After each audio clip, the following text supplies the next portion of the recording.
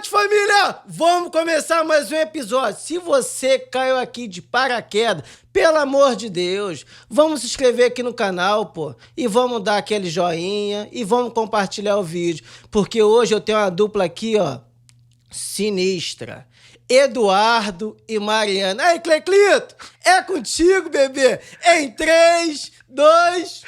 Alô! Mais um episódio do Papo com Cle. Ele não falou, mas a Mariana e o Eduardo são da Sound On, não é isso? Muito prazer. Muito prazer. Eu não tenho como dar a mão pra todo mundo ao mesmo tempo. Pessoas. Pô, que honra que honra ter vocês aqui, Honra viu? demais. Um prazer incrível e não podia estar mais feliz aqui com uma introdução dessa maravilhosa também, né? Pô, Pretinho, alegria, né? Tirei ele no meio do feriado pra vir aqui gravar. Ele veio feliz, cara. Pois é, mas um prazer enorme. Prazer demais. Receber a gente, falar um pouco do nosso trabalho, da nossa história. Obrigado mesmo. Pra quem não sabe, a Sound On é uma distribuidora digital, né?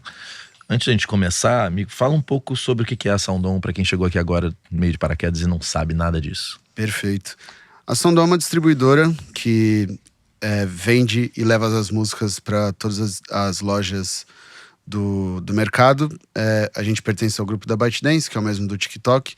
E a gente está quase 4 anos no mercado já. Começou no Brasil e na Indonésia, agora expandiu, já está em todos os países, todas as regiões. E impulsionando, levando artistas independentes para distribuir suas músicas em todos os territórios. Uma trajetória bem intensa e legal até aqui. Exato. A gente entrou bem no começo, então pudemos acompanhar todo esse crescimento. Foi E bom. como que a música chega até você, Eduardo? E você, Mari? Olha, quer começar, Mari? Vai. Posso começar? Então, na verdade, Lá atrás.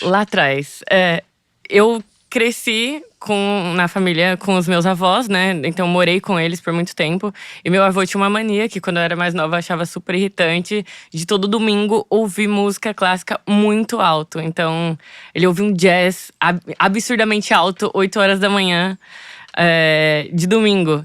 E aí isso acabou que, né, foi entrando a música na minha rotina. Você achava muito irritante? Putz, com, sei lá, 5 anos você acha muito irritante num domingo, né? No outro dia você tem que ir pra escola e tudo mais. Mas aí eu me acostumei com aquilo, virou um lugar de acolhimento, né? Ter a música tocando ali, tanto que depois, enfim, meu avô faleceu. E aí virou essa coisa de acolhimento, de quando eu ouço um jazz muito alto, me lembra disso, assim. Qual era o nome do teu avô? Jaime. Jaime, tua avó, qual era o nome dela? Minha avó chama Lisete, tá viva? E ela gostava ela gosta de jazz também ou não? Minha avó, assim, ela é uma pessoa… Assim, ela não liga, na verdade, né? Minha avó veio do Nordeste, se casou com meu avô aqui em São Paulo. Veio pra cá com 18 anos, assim. Conseguiu terminar a escola. Ela terminou a escola junto com a gente, né? Ela terminou a escola juntos com os netos. Então, enquanto a gente tava na escola, ela tava na escola também. Que massa! Então a minha avó, ela não liga muito. Hoje ela sabe que eu trabalho com música. Ela fica muito feliz de ter gente, saber que pessoas mudam a vida por causa da música. Mas ela não liga muito pra música. Ela gostava, e hoje a gente tem esse carinho, lógico, pela música. Porque são músicas que meu avô gostava. Mas aí começou, enfim, essa minha relação com a música. E minha família toda, assim, é uma família muito, poderia dizer, sei lá, moderna, muito aberta. Então, minha mãe e meu pai sempre foram muito abertos. E, apesar de eles serem separados, os dois têm uma visão, assim, muito liberal. Então… minha mãe muito ligada à música, apesar de… Ela tocou um tempo saxofone, mas sempre… Assim, se eu fosse sair pra algum lugar que fosse pra show, sabe? Eles sempre fomentaram muito, assim, isso. E sempre me incentivaram muito, assim, no mundo da música, então… Você falou que eles eram punk rock. Na verdade, o meu pai curtia muito. Meu pai tinha, sei lá, eu tinha 7 anos, ele me deu uma camiseta do Garotos Podres, assim. Na época eu não entendia nada. Falando, meu Deus, eu só queria uma blusinha da Barbie. E aí ele me deu essa do Garotos Podres. Fiquei meio chateada na época, mas depois eu fui entender, né? Todas as referências que ele tinha. Você ainda tem a camisa? Não tenho. Mas ele me deu essa camiseta. E minha mãe, assim, muito fã de rock também. Minha mãe me acompanhou, sei lá, nos melhores shows que eu fui. Ela foi grávida comigo no show do Marcelo D2 com o Zeca Pagodinho. Assim, tipo… Foi no show do Criolo comigo, assim. Então, minha mãe sempre me acompanhou e sempre me incentivou, assim. Eu fui uma adolescente meio rebelde, assim. E minha mãe sempre, quando era show, ela deixava eu ir. Então, teve isso, assim. A minha relação com a música sempre foi… Desde novinho. Muito de fã, assim. E meus pais nunca colocaram nenhuma barreira e nenhuma limitação nisso. Então, Foi ótimo, assim. Até quando eu fui mais pro funk, assim, né? Eles também não… Minha mãe hoje entende o funk como uma ferramenta de transformação e, tipo, super apoia todo o trabalho que eu faço. Então, A gente vai falar mais sobre isso, né? Com certeza. Como o funk tá mudando a vida de tantas famílias no Brasil hoje, né? com certeza. Mudou a minha também. Eu não imagino que seu pai tenha te dado, nem sua mãe, uma camisa do Garotos Podres, né, Eduardo? Não foi, mas eu relaciono um pouco essa história. Eu acho Me que conta um pouco, assim, como que a música lembrança chegou até ti. paterna, materna de família com música, né, vem muito cedo e você vê que ela fica em você, né? O meu primeiro contato, eu tava recapitulando agora, a Mari me trouxe lembranças, assim. Eu lembro que quando os meus pais se separaram, eu tinha acho que 7, 8 anos, aí eu ia jantar na casa dos meus pais, passava o fim de semana com ele, e ele tinha uma coleção de CD enorme, assim, eu ia olhando um por um, assim, e eu encasquetei com o Rubber Soul dos Beatles, né, que eu olhei 4 caras cabeludos, não sei o que, e comecei, o que é isso, o que é isso? E meu pai era bitomaníaco, começou a me introduzir nisso que jamais saiu de mim, então, através dos Beatles, rock clássico e tudo mais, comecei a me envolver com música, na escola. Nessa época, nos anos 90, em São Paulo, sim, todo mundo fazia uma bandinha de rock que fosse pro grunge, pro Nirvana ou pro heavy metal. Nirvana te pegou? Pegou, mas assim, quando na minha época tinha a coisa do hardcore em São Paulo, a coisa do post-punk, que foi onde eu comecei a tatear minhas coisas, de ter minhas primeiras bandas, de me entender como artista. E aí fui nessa dualidade, assim, eu gostava de Beatles, gostava de rock clássico, mas comecei a transitar no circuito independente de post-punk, de punk rock, de hardcore em São Paulo. Aquela coisa de tocar no Hangar 110, matinê, na Vila Madalena, assim. Então, comecei a me envolver com isso. Quando eu me dei conta, já era na metade do colegial, assim, já tava ali, putz, o que eu vou fazer? Quero música. E aí eu fiquei nessa dualidade, pra onde eu vou e tudo mais. E nunca tirei a música de mim, assim. Dei algumas voltas entre cinema, entre música independente, mas nunca tirou ela de mim, até que eu me firmei na indústria da música dos últimos tempos. Mas muito, muito legal a história da Mari, que eu conheci em partes, que realmente vem essa coisa paterna, né? Acho que incentivar a cultura para uma criança é uma coisa que faz um efeito danado, assim, né? De você colocar a criança para consumir cultura, para consumir arte, para exercitar a criatividade, isso fica, né? Isso vai com você até muito depois, então foi mais ou menos por aí. Lembranças paternas e familiares. E tua mãe escutava o quê? Minha mãe era mais… ainda é. Ela era mais da MPB, ela trouxe coisas que hoje em dia me dão me tem um valor muito especial, assim. Eu lembro de ela me mostrar Chico Buarque, sabe, a primeira vez que eu vi construção do Chico Buarque, assim. Eu lembro de… Hoje em dia eu tenho lembranças de ouvir ela naquela época e me impressionar. Ou então, episódios de dar risada com o Geni do Chico também, sabe? Que tem aquela coisa do palavrão, de entender. E ela trazia essa brasilidade que na época não me pegou, mas hoje em dia, assim… que eu aprecio demais a música brasileira, vem essa lembrança nostálgica também, assim, de ter um pouco de contato com música brasileira, que nos anos 90 no Brasil, às vezes, eram, assim, difícil de tirar uma criança de consumir uma cultura mais americanizada, né, então… Porque vocês pegaram Mamonas, né? Exato. Aí depois Raimundos e toda aquela geração que foi foda, né? Exato, ali pro rock foi muito… frutífero, né, assim, nessa época, mas tinha minha mãe também pra me puxar pra essa coisa um pouco mais clássica, de Chico, de Caetano, de Gilberto e tudo mais. Ali, início da vida adulta, no início da vida adulta, como que foi a decisão? Pois é. Porque tem sempre aquele momento, fazer uma faculdade, e pra onde eu vou, e cobrança da família. Sim, foi uma coisa maluca que eu lembro que eu queria fazer música, mas ao mesmo tempo eu queria ter um sucesso financeiro, eu queria ter estabilidade e tudo mais. E alguma coisa dentro de mim me fez ir pra administração de empresa ao mesmo tempo que eu tinha uma banda de post-punk. Então, assim, hoje em dia é fácil de explicar. Eu lembro que eu era o cara que organizava as coisas da banda, que mexia com o financeiro, que olhava logística, coisas assim que já estavam atrelados um pouco do que eu faço hoje em dia, de visão de mercado, numa coisa mais profissionalizada, assim. E na época eu não me dei conta disso, assim. Acho que muita gente acaba caindo em curso de administração de empresas por não saber o que queria. Eu gostava, eu tinha prazer de fazer e eu não entendi o porquê daquilo, que fui entender anos depois, quando eu me profissionalizei, quando eu me formei, aí comecei efetivamente a trabalhar na indústria do cinema, na indústria da música, assim. Então, é engraçado como a vida às vezes te dá sinais que na hora você não percebe. Se você segue um pouco o seu instinto, você pode chegar nesse lugar que você tá almejando 20, 30 anos depois. E nunca é tarde, sabe? Assim, nunca é tarde para você exercer uma coisa que você é apaixonado e que você tem essa vocação. E você, quando chega nesse momento da decisão de carreira, o que acontece? Então, na verdade, pra mim foi um pouco antes, porque eu comecei a trabalhar muito cedo. Eu comecei a trabalhar com 14, 15 anos. Porque, enfim, eu precisava ter as minhas coisas e eu queria as minhas coisas e não dava pra depender muito dos meus pais. Então, eu decidi começar a trabalhar. Aí, primeiro eu fui trabalhar de estagiária no fórum, de jovem aprendiz, né? E aí, porque eu queria fazer direito. Mas aí eu desisti, porque eu vi, putz, não tem nada a ver comigo, eu gosto de música.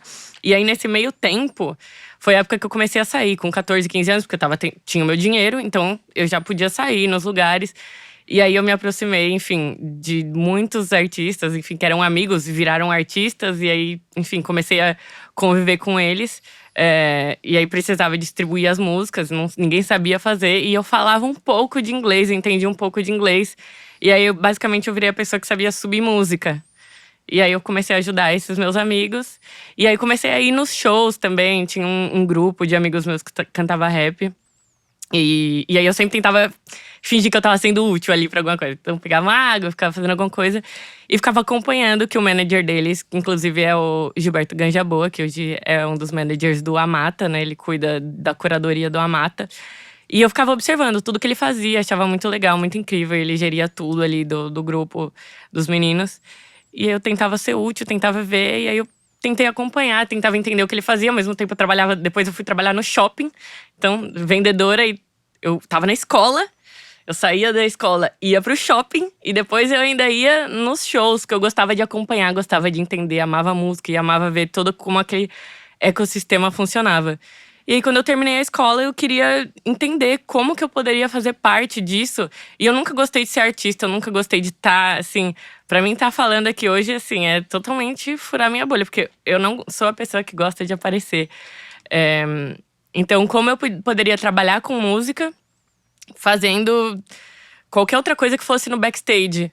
E dentro das coisas que eu sabia fazer. E aí eu sabia que eu ia fazer algo relacionado com comunicação, porque eu sempre fui muito boa de me comunicar. E é isso, de entender a lógica das coisas, de como subir a música, não sei o quê. E aí eu fui pesquisando, e aí descobri que existia relações públicas. E aí fui fazer relações públicas. E aí depois, enfim, trabalhei em agência. E sempre trabalhando com a música meio que no paralelo, porque até então não era algo que me dava dinheiro. Mas eu fazia, por exemplo, release para todos os meus amigos que precisavam fazer um release, um pitching. Então, fui assim, até depois eu entrar na Meta. Eu entrei na Meta trabalhando na parte de marketing, depois eu entrei na ByteDance.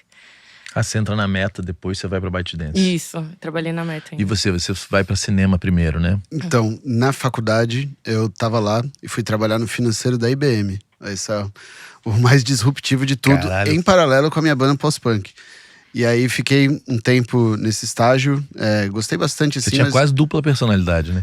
Basicamente isso. Era tipo o meu metaverso underground, junto com uma pseudo carreira de executivo de finanças, assim. Você não entende muito bem. E aí, passou um tempo disso, eu fui morar nos Estados Unidos, estudar inglês, conhecer cultura, conhecer movimento musical. Voltei pro Brasil e fiquei totalmente focado nessa parte de música, de banda, de gestão de artista, por quase 10 anos, assim, de um jeito que, assim, era uma parte um pouco quase inexperiente, assim, sabe? De você vai tateando, aprendendo com erro, assim, que chega a ser cansativo, assim, né? Então chegou um momento que eu falei, pô, preciso mudar um pouco de áreas e tudo mais. Eu cresci com alguns amigos que são cineastas. E comecei a fazer trilha sonora e fazer music supervisor pra filme independente brasileiro. Isso decolou. E aí eu fiquei um tempo muito focado em cinema, assim. Depois, passou um tempo, eu fui morar na Alemanha. Fiquei morando em Berlim antes da pandemia por 3 anos.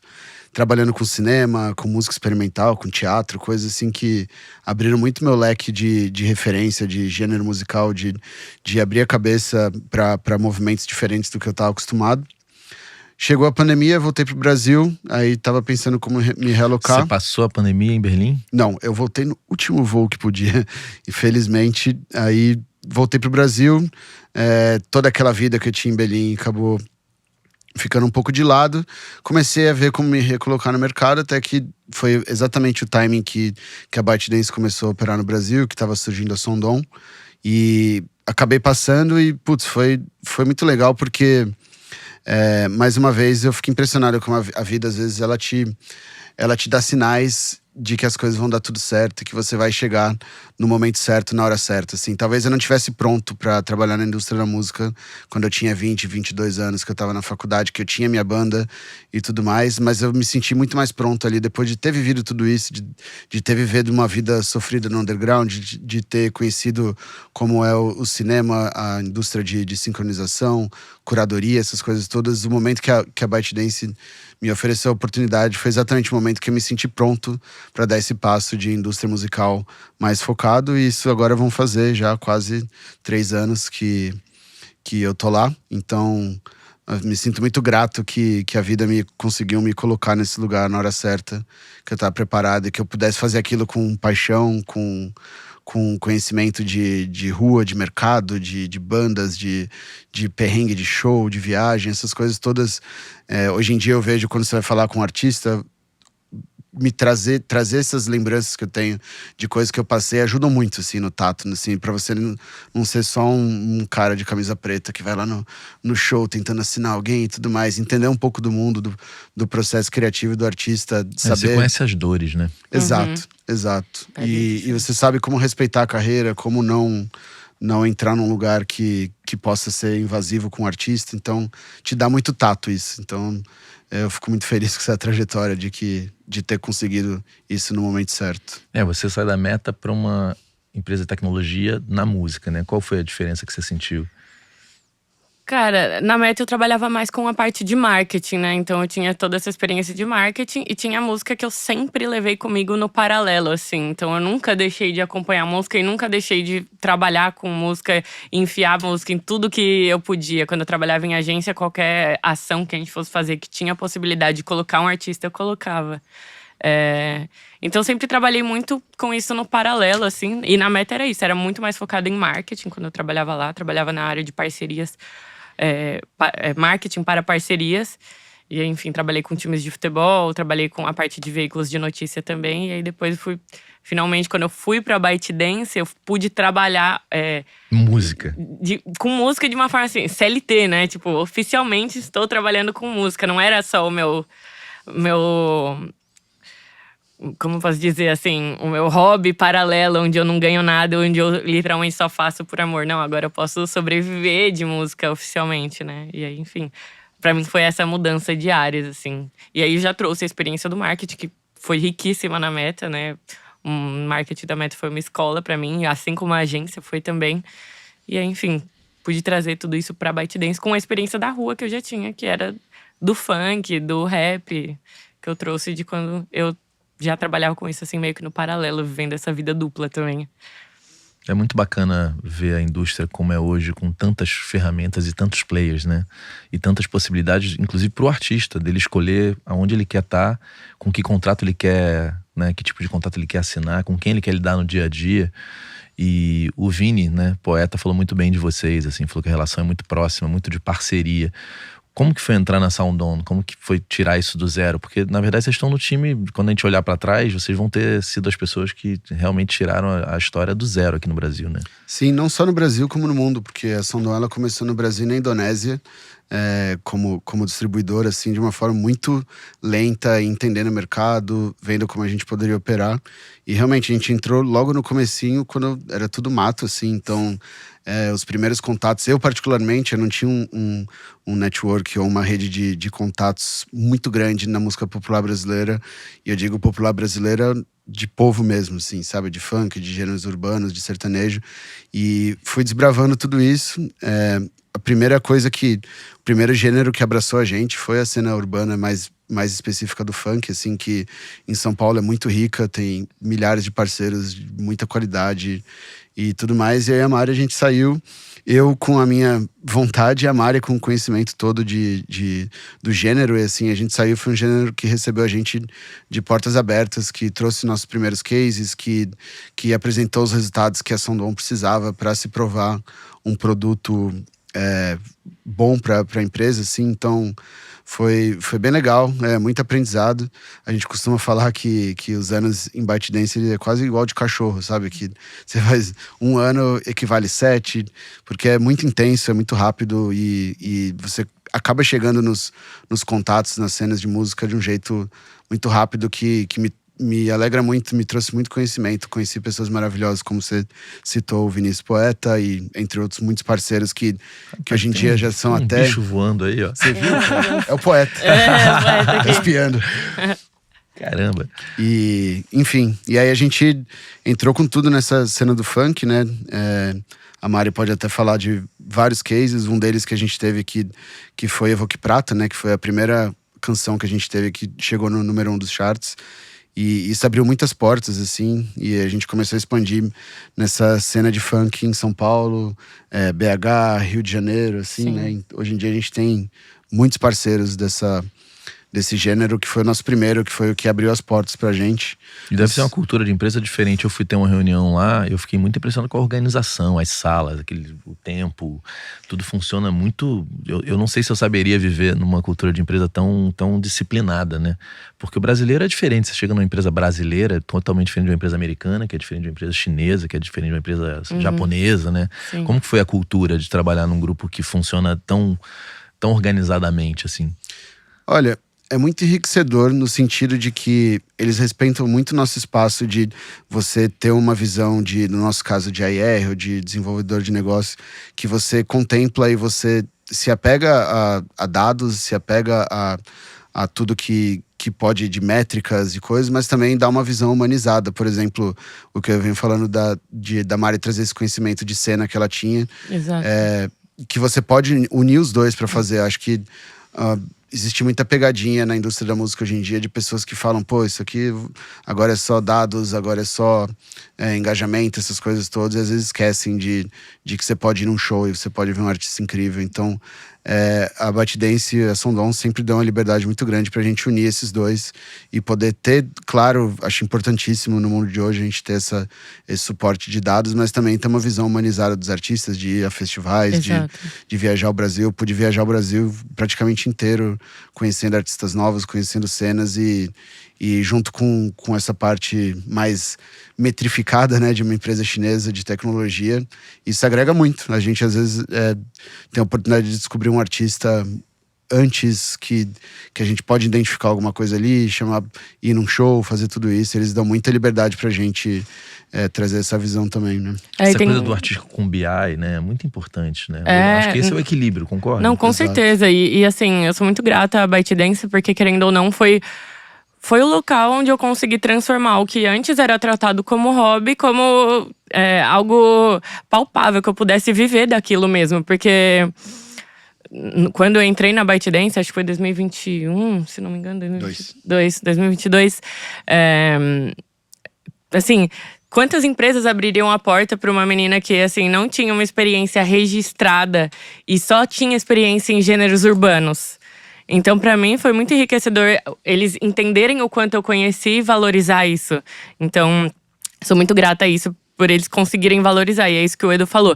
Tem toda essa parte de dados que foi muito importante, assim. E acho que, assim, mesmo que nós tivéssemos todo o conhecimento do mundo, não daria pra dizer o quanto, né, ainda eles olham para esse lado de métricas e tudo mais, mas eles também tiveram toda essa valorização de entender quanto eu e o Edu conhecíamos o mercado e abrir essa porta para nós, assim, que, querendo ou não, antes não tinha nada que era nenhum CLT registrado ali que fosse, né, da indústria da música mesmo.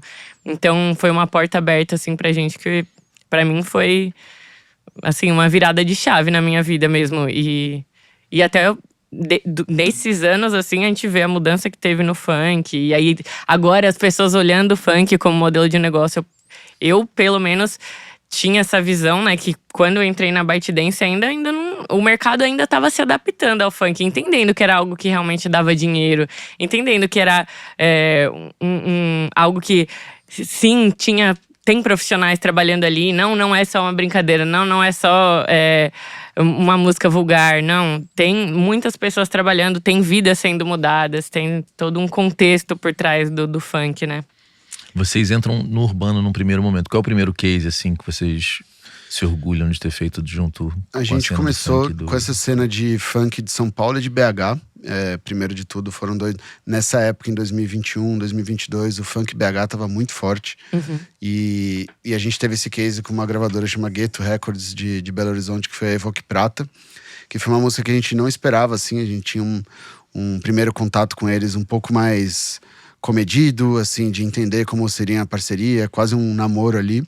E eles conseguiram emplacar a música número 1 do Brasil em 2022 por 3 meses seguidos, assim, bem na época que tinha Ana Castela estourando ali, que tinha alguns sertanejos, sim, brigando, e a gente teve esse grande, pequeno case, assim, de um parceiro que começou pequeno e ficou grande, e começou a abrir muitas portas, e a gente foi com tudo, né? A gente, obviamente, entendendo quais eram as oportunidades de mercado que tinham na época, mas abrindo portas e portas sendo abertas pra gente, né? De entender essas gravadoras, e hoje eu posso dizer que a gente trabalha alguma coisa com todos os principais players de todas as regiões de funk do Brasil.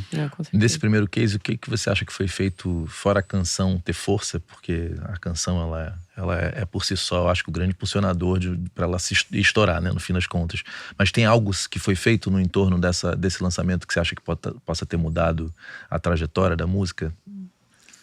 Eu acho que ela foi lançada num momento muito estratégico, assim, né, que, assim...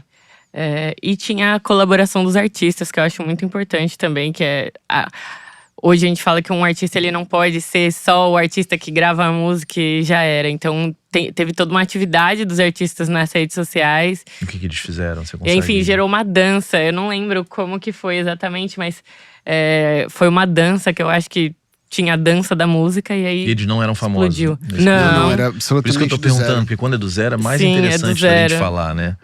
E é mais fascinante ainda porque isso prova que não existe receita mágica pra nada, assim, né? Às vezes o timing, como a Mari falou, a gente tá ali, uma distribuidora começando, procurando um grande case, procurando colocar força total. A gente ainda não tinha um grande parceiro com a gente, assim, então muitas coisas se juntaram pra isso acontecer de um jeito que é difícil repetir, assim. A gente não... a letra dizia alguma coisa de tempo, porque a gente tava falando de quando o funk pega algo que tá acontecendo, transforma em música e lança imediatamente. Tinha alguma coisa na letra? Eu acho que era o momento que os MCs, artistas de funk, tinham esse carro, o Evoque, né? A Evoque. Então, o nome da música é Evoque Prata. Então, eles falam sobre o carro e tem o barulho da chave do carro na música, né? Tem um podcast bem legal do G1, na época que a música ficou todo mundo tão fascinado tentando responder essa pergunta, que eles fizeram um podcast de, não sei, 20, 30 minutos, destrinchando a música, assim, entendendo. E realmente não tem uma coisa específica, assim. Eu arrisco dizer também que a batida do funk BH naquela época, assim, era uma coisa que estava muito forte, assim. Diferente do que estava sendo feito no Rio e em São Paulo, o funk BH estava, assim, no Brasil inteiro, assim, sendo... E existe uma como é que fala? Uma pattern, esqueci a palavra em português, mas existe um tipo, uma estética... Uma estética, uma estrutura. Exato, uma estrutura única de música que o funk BH trouxe naquele momento. E foi aquilo, eram três meninos que super engajaram, que estavam ali para fazer acontecer, a mesma coisa a distribuidora ali para fazer aquele ser nosso primeiro case. Então foi muito legal e me fascina muito que a gente não consegue, que eu não consiga te responder essa pergunta, o que aconteceu para isso dar certo, porque justamente essa é a graça da música, esse é o prazer que a gente tem de descobrir uma coisa nova, de ver uma coisa surpreendente. E isso que a música jamais vai deixar de proporcionar para o ouvinte, né? Essa imprevisibilidade de ter um artista ali que da noite pro dia tem sua música tocada no Brasil inteiro. Isso, enquanto não tiver receita, a música vai continuar sendo feita de forma original e autêntica no mundo inteiro. O Batata veio aqui, essa entrevista vai sair antes da de vocês. E ele falou justamente isso. Falou, cara, sempre que a gente bota dinheiro, tenta pensar em tudo, não dá certo. As que dão certo são aquelas que vão. Exato, Elas tem músicas que a galera coloca um caminhão de dinheiro e não andam. E E não tem anda. músicas que, enfim, não tem um investimento e vai, né? Assim, no caso da Evoque Prata, a gente não sabe exatamente, é isso, é uma junção de coisas. É o artista sendo engajado, o momento sendo muito bom pro funk BH, ter essa questão do carro também, que era… Aliás, que Sim. carro é esse que eu não sei? É um carraço? Cara, é tipo um Uma 4x4. Range Rover, assim, uma SUV 4x4. É. E era o carro que a galera tava comprando na época. Acho que é mais ou menos igual, sei lá, aconteceu com a Lacoste, com a Oakley, Exato, né? exato. Em outros momentos no funk, se apegaram a uma marca, assim. Acho que a música brasileira hoje em dia é popular, né? Eles se apegam muito a essas coisas dos termos que estão populares, né? Então, assim, colocar numa música que você recebeu um áudio, ou que fulano respondeu suas stories, isso… A pessoa que tá ouvindo se relaciona, né, com essas histórias, né? Então, eles tiveram essa sagacidade de colocar coisas do ambiente deles, do que as pessoas estão na cabeça, dentro de uma música, assim, que não deixa de ser uma poesia, mas coloca essa hiperrealidade dentro da música que as pessoas se relacionam, né? Isso é bem legal e, acima de tudo, isso reforça que o papel de uma distribuidora ou de uma gravadora hoje em dia precisa confiar no artista, precisa entender que às vezes as coisas são de longo prazo. Os artistas também precisam entender que vai chegar esse momento em dado algum momento, assim, porque essa imprevisibilidade é o que faz da música ser fascinante, né? Então, você ter resiliência, a gravadora acreditar nos artistas, ter um plano de médio e longo prazo, principalmente nessa cena da música urbana, que às vezes tende a ser uma coisa mais passageira, com um ciclo de vida mais curto. A resiliência, tanto do parceiro quanto da gravadora, é muito importante para que o artista cresça de forma sustentável, né? Mari, qual foi o segundo case de vocês, assim, que você se orgulha muito? Cara, o segundo case… Porque todo mundo fala que você é a braba do urbano, né? Putz, mas… Tá com essa fama, uma boa fama, né? É uma boa fama, né? Uma boa fama. É que, assim, é isso, eu cresci no funk, mas teve um parceiro que pra mim foi chave, que é a Prime Funk. Então, é um selo é um selo de artistas. Então, é do DJ Duarte, do DJ TS. E eles foram basicamente crescendo junto com a gente. Então, conforme a gente foi crescendo, eles tiveram alguns sucessos ali no começo. E agora estão com uma música que foi top 3 Brasil, na mais tocada do Top Songs Qual é o Brasil. nome? Rabetão de Terremoto. Do MC Nito, com DJ CZ e DJ TS. Mas é isso, foi muito legal porque eles foram crescendo junto com a gente e eles acreditaram na gente. Então, eles deram input em produto, sabe? A gente teve essa parceria tão próxima, assim, que eles puderam participar junto com a gente, dar input pra gente. E a gente entendendo as necessidades deles também. Criar um plano de carreira pros principais artistas deles. Entender como eles trabalhavam a promoção. Entender como a gente podia potencializar o que eles já faziam. Então, eu acho que pra mim é um case muito especial. Porque é isso, a gente pegou eles desde o começo. Eles também pegaram a gente desde o começo. Um namoro que virou um casamento, assim, e deu super certo. É muito legal ver o artista se desenvolvendo, né? Dessa música que você falou que foi pro número 3, o que foi feito de estratégia? Você consegue dizer ou também não tem muita explicação? Cara, essa foi uma música que não tem tanta explicação, mas o que bombou mesmo nela também foi um caso de dança. Então, ela bombou com uma dança. O GC rolando solto, O GC rolando solto. A voz do menino é muito específica, uma voz bem grave. Então, acho que isso também tem uma coisa bem característica, assim, né? Que atrai. E aí a dança bombou, enfim. Aí começa a ir para outros países. Porque apesar da galera falar, né, da dança, tem essa coisa do funk, da dança. Isso é muito fácil de ser exportado. Então… outros países começam a entender e tem a batida também. Eu acho que nesse caso em específico foi a dança, mas tem outros casos que, enfim, outros tipos de conteúdo, por exemplo. A coisa do usuário do GC nesse estilo é muito forte, né? O criador de conteúdo ajuda demais. Usando o áudio pra se expressar, né? Exato, E é isso, a galera vive disso. Tem um outro caso, né, do trap, que um artista nosso, Nebrug, também, um artista independente, que a música dele viralizou com vídeos de looks, de roupa. Então é uma música que fala um pouco sobre isso, mas são pessoas mostrando o look delas do dia, assim. Tipo então, um Get Ready, o filme da vida. não é um Get Ready, mas é mostrando… mostrando Lifestyle, né? Lifestyle, né? É um outro estilo de vídeo, outro estilo de conteúdo. E aí… não só no TikTok, mas também no Instagram, em outras plataformas, né? A gente foi trabalhando em conjunto, mas é isso. Às vezes não tem muito uma explicação. É lógico que sempre é legal quando essa ideia vem do artista. Poxa, se o artista já tem uma dança pronta, se ele já tem um tipo de conteúdo pronto, né? Se ele já fez esse tipo de vídeo, por exemplo, o da roupa, que o artista talvez sabia que ele testaria esse tipo de conteúdo. Poxa, isso é muito legal. Ele sabia? Nesse caso, ele fez alguns vídeos antes. Ele não sabia que ia virar uma grande trend, como virou. Mas ele já tinha postado alguns vídeos nesse estilo, assim. Ele sabia que isso poderia chamar a atenção, né? Então, acho que é isso, assim. É muito legal o artista ter esse planejamento. Às vezes tem toda essa questão da imprevisibilidade. Mas se o artista tem esse caminho que ele já pelo menos tentou pensar ou pensou em algumas possibilidades, isso já ajuda demais. Muito legal. Mais algum case desse início de vocês ali? Olha, tem a música que é da Prime também, né? Do Interstellar, que eles usaram um sampler do Hans Zimmer, né? Do filme lá. E a música, cara, teve uma viralização absurda, assim, de muito, muito rápido, assim. E foi um case super, super legal que a Mari desenvolveu com o mesmo parceiro.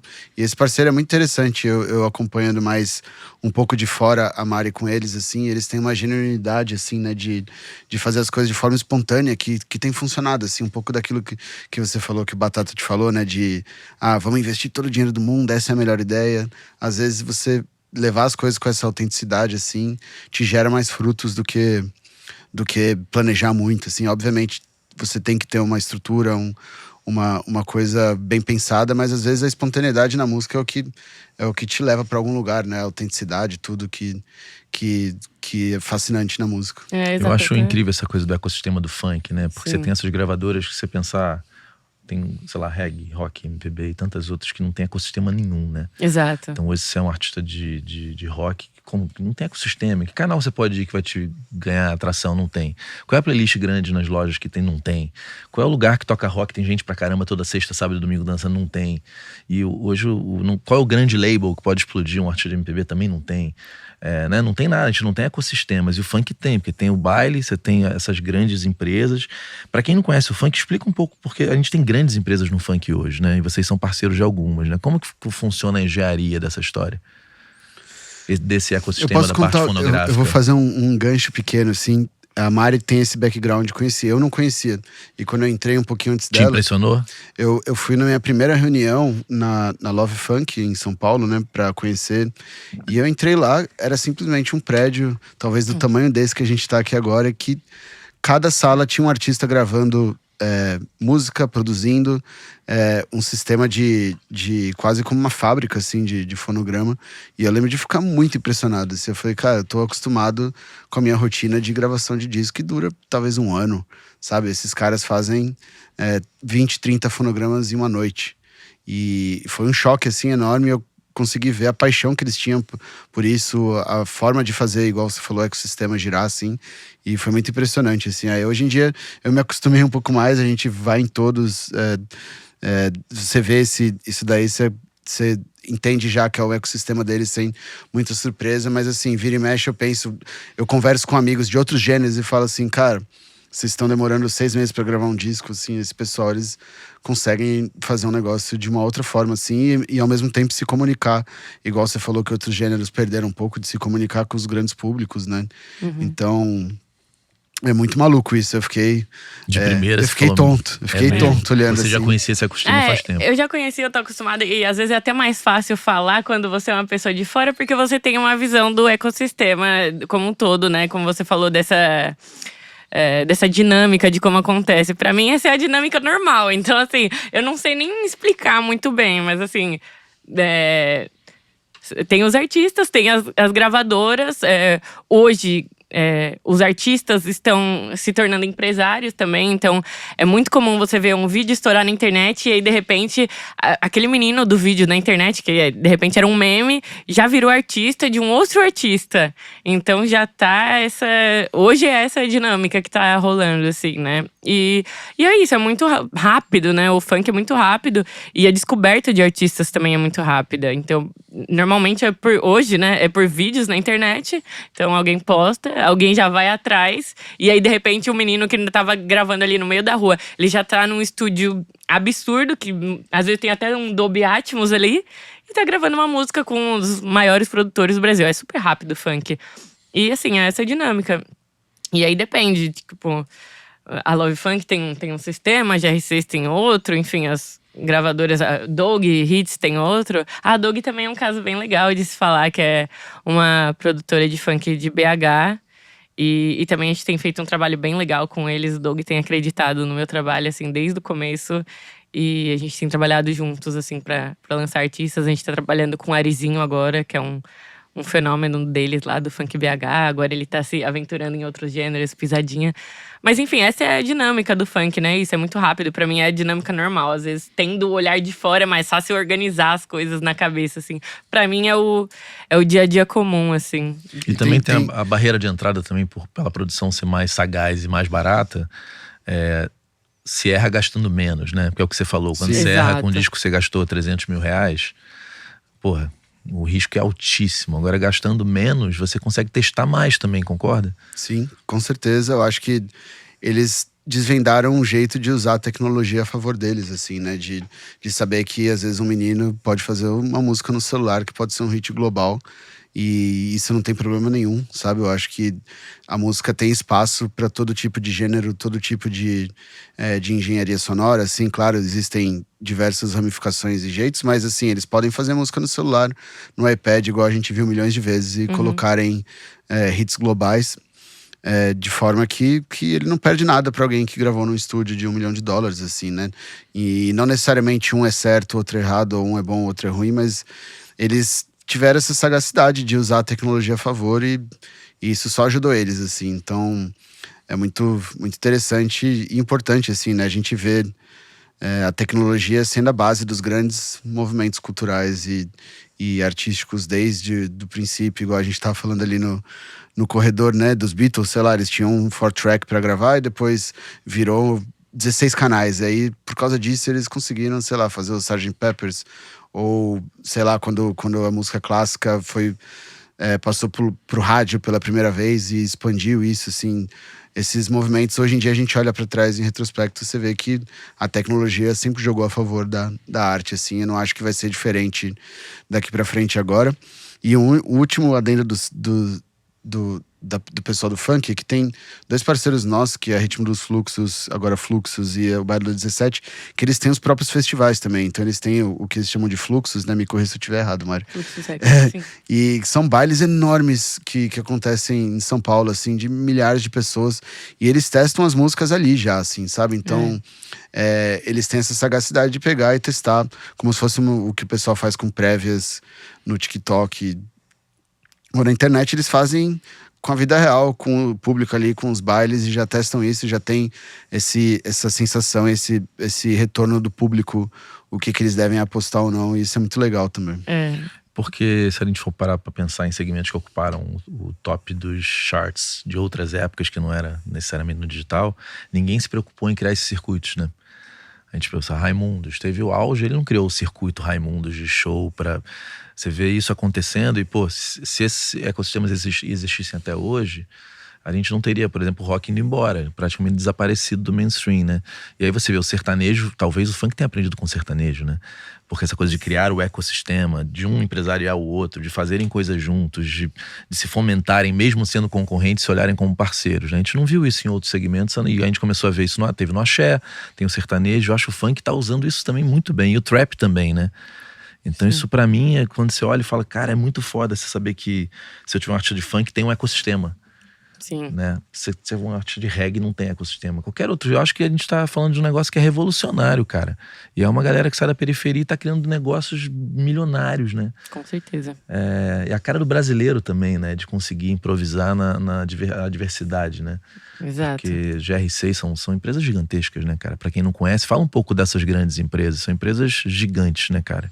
São empresas enormes. Acho que em São Paulo tem pelo menos 4, 5 gravadoras. Não é uma salinha, né, funk. cara? São empresas que Não, são não, prédios. são empresas gigantes. E enormes, assim. Mário pode falar melhor, mas existem pelo menos 5, 6 em São Paulo que são enormes e pelo menos 100 que são de um nível bem estruturado e bem legal, Exato, assim. é. E tem empresas que são mais estruturadas do que até as grandes gravadoras, né? Olha, a gente já entrou em sala de gravadora de funk e fala, aqui é o comercial, você abre, tem 30 pessoas no telefone.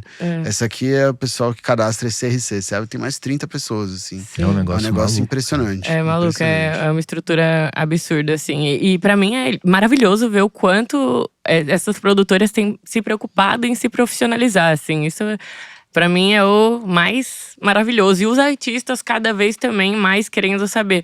Porque uma coisa que antes, né, por muito tempo causou problemas é o artista não saber do que tá acontecendo. Mas agora o artista também tá, assim, querendo saber, tá interessado em todo o processo, interessado em saber o que é o ISRC, assim. Até o que a gente tava comentando antes da gente começar a gravar do Rariel, né? Ser um menino super interessado, que acompanha o podcast. Então eu vejo isso acontecendo mais e mais. Acho que os meninos da Prime Funk também. Tem um outro colega que também tem um selo, o DJ Gu, também da Prodoc, é um menino super interessado. Enfim, tem muita gente muito nova, muito interessada, querendo saber e criando seus próprios negócios. Isso pra mim é o maravilhoso, porque é isso. A informação, ela tá aí já. Muitas vezes ela não chega, mas eu tenho visto cada vez mais isso chegar. E principalmente no funk, assim… Pra mim, esse movimento, assim, tá sendo maravilhoso, assim. Fora a importância cultural, né? De você geração de emprego em lugares mais carentes, de trazer a sociedade para uma parte mais artística, assim. Isso é um backstage que tá um pouco fora dos charts, um pouco fora das redes sociais, mas que é importantíssimo. A gente vê pessoas que mudam a vida, pessoas que têm uma oportunidade que não iam ter de outra forma através do funk, né? A gente vê isso diariamente com artistas nossos que não tinham perspectiva, que puderam mudar a vida da sua família de uma forma honesta, com cultura, com arte, gerar um monte de emprego. E isso pra gente, assim, pra mim é muito satisfatório, assim. Eu fico mais feliz quando… Absurdo o impacto disso, né, cara? Na família das pessoas, o que gera de emprego direto e indireto. Imagina essa cadeia produtiva do funk, o que não gera de emprego. Não, é absurdo. Direto e indireto, né? Exatamente. Sim, com certeza. Você vê ele comprando a primeira casa, sabe? Isso, saber que a gente pôde contribuir de alguma forma e ajudar, isso é muito gratificante pra gente. Sim. E quem tá em outras bolhas e critica o funk, e critica o trap, você fala, cara, mas peraí, cara, olha o que isso aqui tá mudando a vida das pessoas. Exato, né? E aí, achando que o cara vai cantar igual o Chico Buarque, vai fazer uma letra. Cara, o Estado não deu as ferramentas pra esse menino ser um Chico Buarque, entendeu?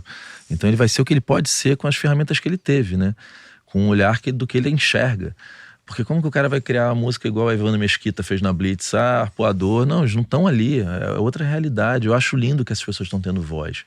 E, cara, quando você olha pro digital, tu fala, é muito mais democrático, cara. Eu comecei a prestar atenção no funk e no trap, porque eu tenho um adolescente em casa. Cara, você começa quando você vê que você tá gostando. É uma questão de escutar, de se permitir. Não é a música que eu vou ouvir, é o que você falou. Às vezes não é o que você vai ouvir no carro, mas às vezes é o que você vai ouvir quando você bebe um pouco mais, ou quando você tá muito feliz, ou quando você tá numa festa. A gente, no fim das contas, música preenche vários moods das pessoas, né? Eu acho que, inclusive, a batida pra mim, né? O instrumental é indiscutível. Quem não se mexe é maluco, assim, né? Quem não se mexe com o instrumental do funk, pra mim, é doido, assim. Totalmente. Tem algo, porque tem muito artista independente assistindo e artista mainstream também.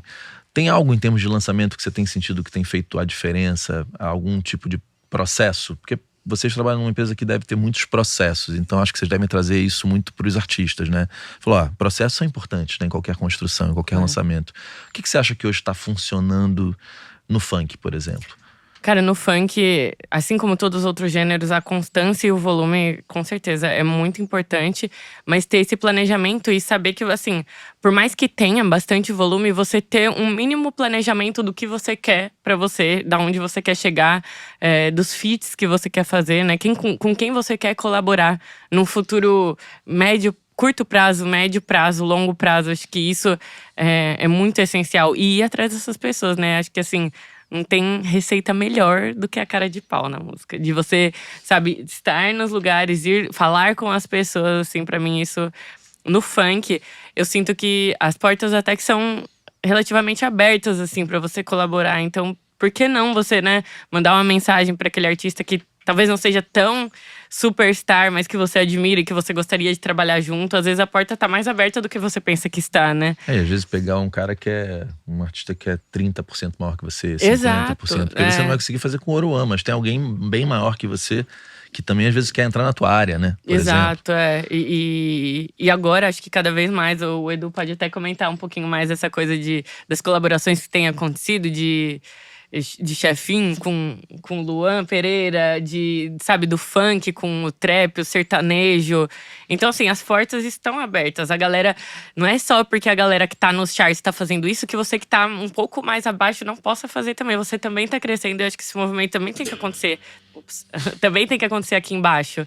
Eu acho que essa conexão faz muito sentido, assim. Até essa música, inclusive, que tá nos charts, né? A Rabetão de Terremoto, ela é uma união de um artista de São Paulo, o DJ TS de São Paulo, da Zona Sul, com um DJ do Sul, que é o DJ CZ, com o Nito, que é um MC aqui do Rio de Janeiro. Então é isso, assim, tipo, as portas estiveram abertas e eles puderam fazer essa conexão e… Assim, só recomendo que façam mais, os artistas façam mais isso, sabe? Batem portas, fale com as pessoas, entre em contato pelo Instagram, pelo TikTok, por onde for. Tem uma frequência que você acha ideal? Na minha mentoria tem uma menina do Nordeste que é a Deb, que tem já um tamanho lá. E fica essa discussão. Cara, quantas músicas… Clê, você acha que eu entro numa de lançar muita música? Eu falei, cara, eu acho que se você tem essas músicas, isso a tua saúde mental permite. Porque tem isso também, né? Claro. Nem todo mundo tem esse ritmo. Eu acho que não vai te ferir em nada você lançar muita música. Existe uma frequência que você considera, na média, ideal? Por exemplo, um artista de funk que tá já com um determinado tamanho, ainda não explodiu, mas já teve um hit viral ali, um aqui. Cara, então, dentro do funk tem todas essas ramificações que a gente tinha conversado. Ah, é verdade. Né? Me fala delas aqui. Você me falou que pelo menos tem aqui 6, né? Sim. Me fala… Isso 6, assim, eu tô sendo… Gente, eu tô Resumindo falando muito muito por cima, pra ninguém me criticar depois, porque, assim, é muito por cima mesmo. Então, tem o funk rasteiro consciente, que é um funk que talvez o ciclo dele seja um pouco maior do que os outros, que acaba se tornando um hino, né? Assim como foi o Let's Go, a música ficou… Acho que talvez seja a música que ficou mais tempo nos charts, assim, brasileira de funk. Ficou muito tempo. E, enfim, aí vira um hino, aí isso dura um pouco mais. Fica mais, né? Fica mais. Tem o Mandelão, que é o funk de rua, o funk de baile, muito rápido. Ele é muito rápido, porque ele vira muito rápido. Então… Praticamente é um negócio assim, tocou uma vez no baile nessa semana, vai tocar na outra e depois o povo já quer música nova. Normalmente vai ser uma música pra dançar. E aí tem o RJ, que aí tem dentro do RJ todas as suas ramificações. Quais são as ramificações do RJ, assim, resumidamente, sem precisar se aprofundar tanto? Putz, nossa, é muito… Volt Mix. Volt Mix, aí tem o tamborzão, enfim, tem muitas, assim, tem muitas ramificações. Agora, aí tem o 130, 150, tem todos… BPM.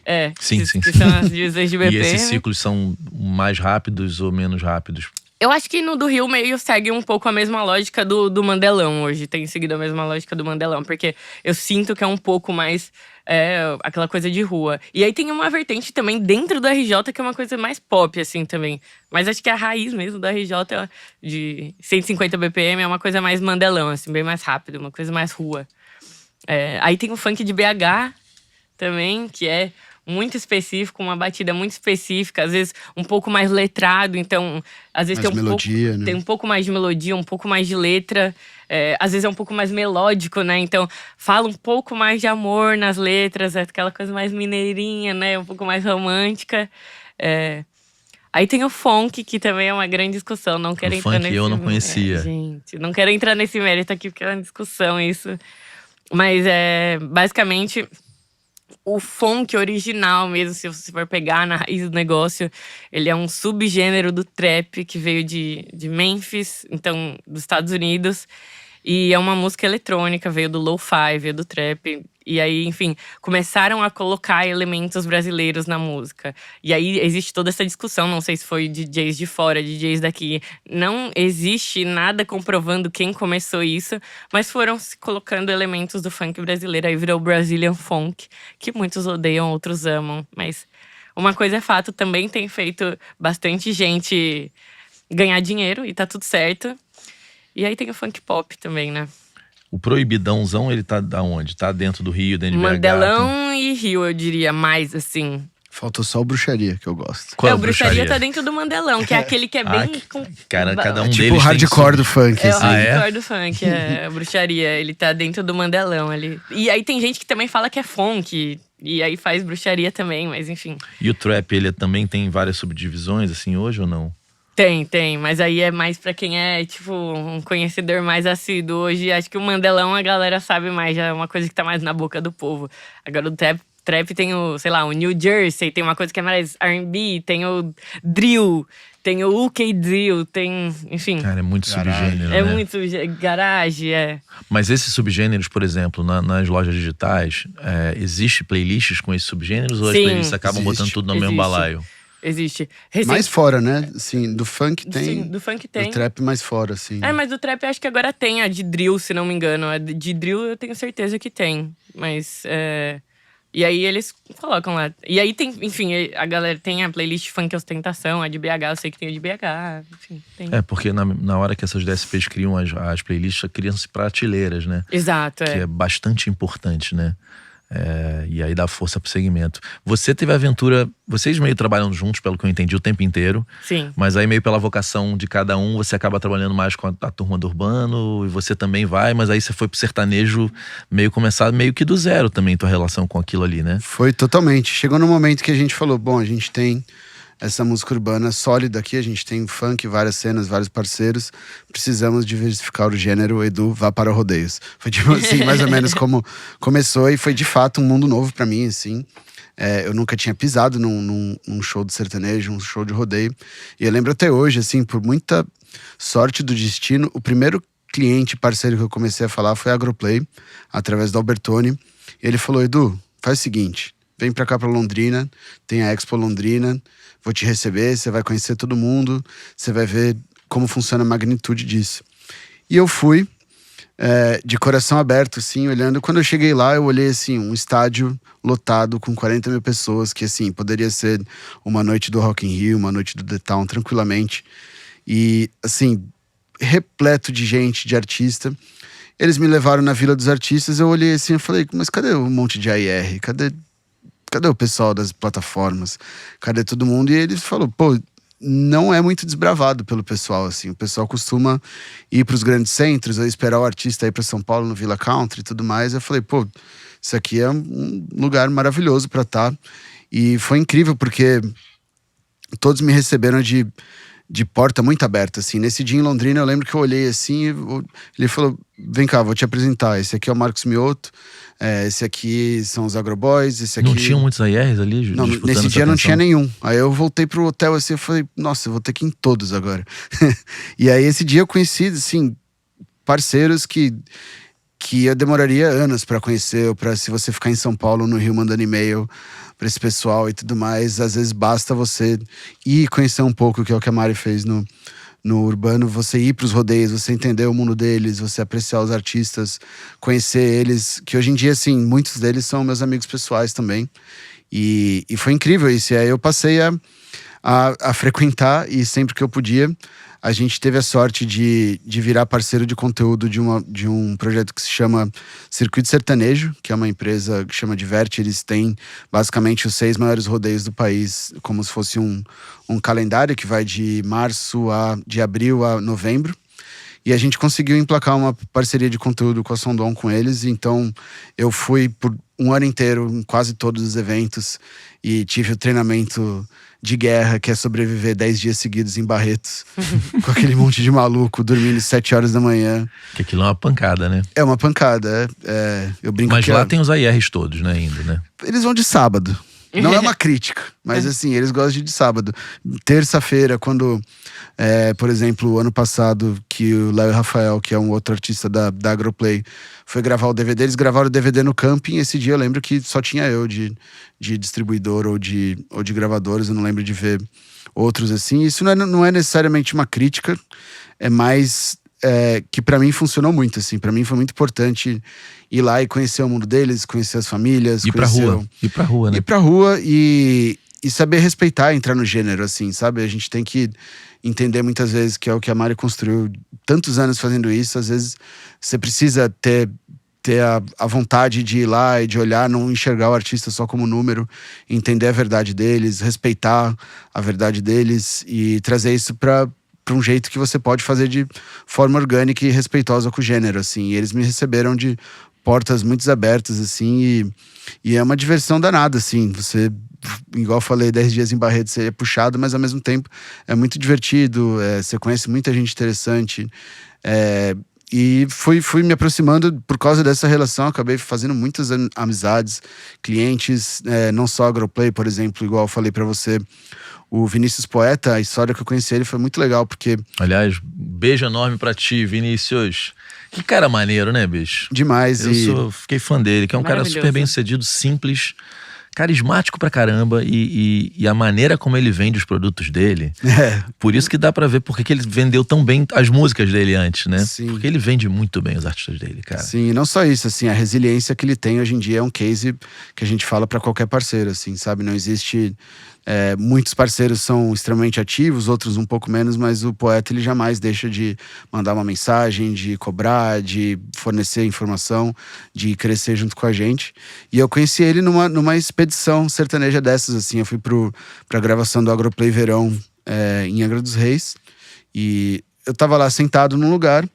Ele sentou do lado, eu falei: oi, tudo bem? Meu nome é Eduardo, meu nome é Vinícius. A gente trocou o telefone e nossa parceria que culminou no desenvolvimento da Tawane, que é uma artista fantástica, do Lucas LM, do Som de Faculdade, que é o casting todo da MVP Hits, né, que é o selo do Poeta. E isso começou da maneira mais orgânica possível.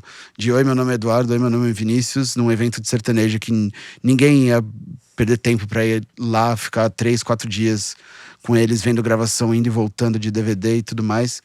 E isso é muito gratificante, assim, porque acho que você falou uma coisa correta, assim. Às vezes as distribuidoras provêm um serviço similar, você vai botar a música ali, distribuir pro mundo, mas quem tá ali pra te defender, pra conhecer sua realidade, pra poder mostrar pro mundo quem você é de uma forma que não seja só um número, um cifrão na testa, assim, sabe? Isso é muito importante. Eu tenho muito orgulho do time da Sondom, porque todo mundo, desde o nosso time de negócio, de AR, até o time do pessoal que dá suporte no dia a dia, a nossa equipe de marketing que é fantástica, assim, todo mundo é muito apaixonado e a gente não se permite deixar a peteca cair com os parceiros prioritários, assim. Então, é o que a gente falou um pouco no começo da conversa, né? Esse balanço de ter consciência da tecnologia, das métricas, dos dados, aliado com essa questão humanizada, é muito importante, assim. Isso nunca vai deixar de ser importante dentro da música, você ir lá, se apresentar para alguém, ver a realidade dele, conhecer, por exemplo, do Vinícius Poeta, eu tive o privilégio de ir no aniversário de 1 ano da filha dele, sabe? De conhecer os amigos dele, conhecer a família dele. Isso humaniza o processo, o artista, ele se sente muito mais protegido e não meramente um produto dentro de uma distribuidora ou de uma gravadora. Relacionamento é fundamental, né? Não, e até um PS com tudo isso que o Edu falou, esse mesmo trabalho que ele fez no sertanejo, tipo, foi algo que fui também fazendo no funk, assim, também. Então, assim, às vezes o Diego me chamava: Mari, tem um show meu e do Eric JP na 17. Não, vamos, eu tô lá com vocês. Eu vou tocar no Heliópolis. Ah, é mais perto da minha casa, então eu vou. A Nova Holanda aqui, DJ Polivox, me chama, eu vou. Então, assim, é importante você estar nesses lugares. É importante você entender o ecossistema. É importante você entender qual a lógica deles pra criar aquela música. Então, de fato, o que o Edu falou, de testar as músicas, de repente, no baile, toca ali, pô, o povo dançou. A galera dançou. Então, isso é legal. E aí isso ajuda em todo o processo, né? Os próprios meninos também da Prime Funk, você conhecer, entender a estrutura, o formato, como é que eles pensam, como que eles fazem pra lançar, quando eles testam a música. Às vezes eles chegam pra mim, é muito louco isso, mas assim, eles fizeram um baile no sábado. Mari, essa música tem que lançar hoje, porque a gente tocou no baile ontem e deu muito certo. Olha assim, que loucura, a galera gritou muito. Então assim, não precisa fazer pitching, vamos pra cima, coloca aí no ar o mais rápido que der. E aí vocês vão e sobem imediatamente. E aí a gente sobe. Lógico, tem o tempo de processamento, né, das lojas, né, do Spotify, Deezer, Apple Music, mas sim, a gente sobe o mais rápido possível. E aí vamos pra cima. Vamos trabalhar com o que tem. No sertanejo a lógica é bem diferente em termos de velocidade, né? É diferente. Alguns parceiros, a gente pode citar a Agroplay, que foi um pouco disruptiva nisso, de não só esteticamente, né, de trazer a Ana e o Luan, os dois principais entre os outros, né, para trazer para outros gêneros, igual a gente falando da Ana misturando com funk, com pop, o Luan, mesma coisa. Além disso, eles também têm a própria estratégia, assim, é muito maluco. Às vezes a gente tem, obviamente, os guidelines de moderação que as lojas pedem pra gente, mas algumas vezes simplesmente a estratégia, o instinto do artista às vezes é mais forte e você tem que estar lá pra suportar a ideia dele, sabe? Na maioria das vezes, obviamente, a gente respeita e faz todas as demandas que eles pedem, a gente tenta adaptar isso com as lojas, porque eles têm o tempo deles também, mas o instinto do artista ainda é muito, muito importante, assim, né? A gente não pode se dar o luxo de proibir ou de fazer alguma coisa do tipo. A gente tá lá para abraçar as ideias e incentivar o que a gente puder fazer para achar esse meio termo entre o que a indústria pede como standard e o que os artistas querem, como o Amari falou, da música estourar ali, ou precisa subir uma ali, ou, por exemplo, mais pra frente a gente vai falar do álbum do Oruan, que foi um álbum que subiu com a gente 2 dias antes de ser lançado, e é um álbum que tá fazendo 100 milhões de plays, assim, então... Cara, que número absurdo, né? E eu acho que, sim, a gente tem que apoiar e tá perto do artista. Obviamente, todo mundo tá interessado nas suas carreiras, no negócio, nas empresas, mas essa questão leal, humanizada, é muito importante ainda, assim, sabe? A gente lida com sonhos de uma forma muito intensa, assim. Eu ficaria muito chateado de, às vezes, não contribuir com o sonho de um artista, de uma pessoa que cresceu sonhando com aquilo, e a gente ter a oportunidade de expandir isso e não fazer, seria triste. Claro que acontece, mas a gente tem que entender que a gente mexe com o sonho das pessoas também, né? Com a saúde mental das pessoas. A indústria da música é extremamente competitiva, a indústria da música... Existe um ego danado, então, assim, a gente tem uma responsabilidade na mão, não é meramente um serviço de distribuir um fonograma para uma loja. A gente está lidando com o sonho das pessoas, né? A gente está lidando com a emoção das pessoas, e balancear isso com os objetivos profissionais é um desafio grande que a gente se esforça muito no time inteiro da Sondom Brasil em manter vivo e operante todos os dias. O Vini me falou uma coisa que eu acho maneiro de compartilhar com vocês, a parceria. Ele falou muito isso. Falou, cara, eles são meus parceiros num projeto que tá começando, né? Então ele falou, cara, passaram a ser meus parceiros, e ele valoriza muito essa relação e essa coisa de vocês pensarem juntos, jogarem junto, apostarem junto, investirem juntos, né? Então... eu achei muito legal quando ele me falou isso. Falei, pô, um bom feedback de um cliente, né? Sabe como surgiu um pouco disso? Essa é uma história boa. Quando eu comecei a falar com o Albertoni, com a Agroplay, a Ana Castela ainda estava começando, não tinha soltado o Pipoco, que foi o primeiro hit dela. E eu lembro dele empurrando, e assim, a gente dentro da empresa, existe um desafio de você vender artisticamente um produto que às vezes ainda não tem os dados e tudo mais. Você quer fazer tudo, você quer apostar, você quer pôr dinheiro e não consegue. E aí você vai indo, foi ver, virou a Ana Castela.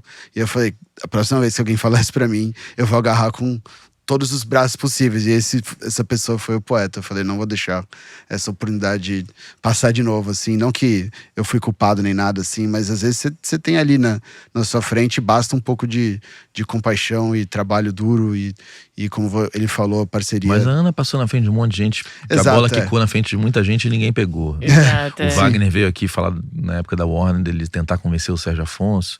O Sérgio Afonso diz que a história não é bem essa, mas enfim, não pegaram, né? Então alguém pegou. O Bruno Batista, parece que o próprio Wagner falou, Bruno, pega a Ludmilla. E ele falou, não vou, pô, fala sério, isso aqui não vai dar. Então todo mundo já teve uma bola que quicou na frente e que a pessoa não chutou, né? Então não se sinta culpado também. Não, jamais. Jamais. Foi mais uma história engraçada, assim, né? De eu ter a lembrança, de lembrar da conversa. Eu lembro do chat tendo com o Agroplay, com o Albertoni, assim, exatamente. Pô, você não quer mesmo? Não pode?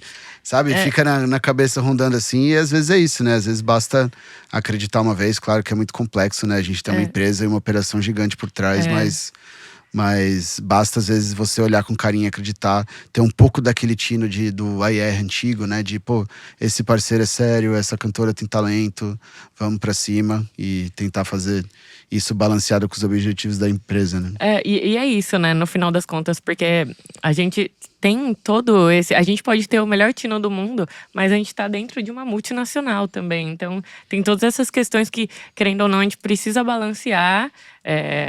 de repente o empresário vende pra gente, a gente super abraçou, mas tem todas essas questões da empresa, que às vezes os números têm que fazer sentido. E os leilões estão cada vez piores no mercado da Exato, música, né? e é isso, né? Você não tá jogando sozinho, né? Não é um jogo que você joga sozinho. Você tá competindo também com as outras empresas, com as outras gravadoras.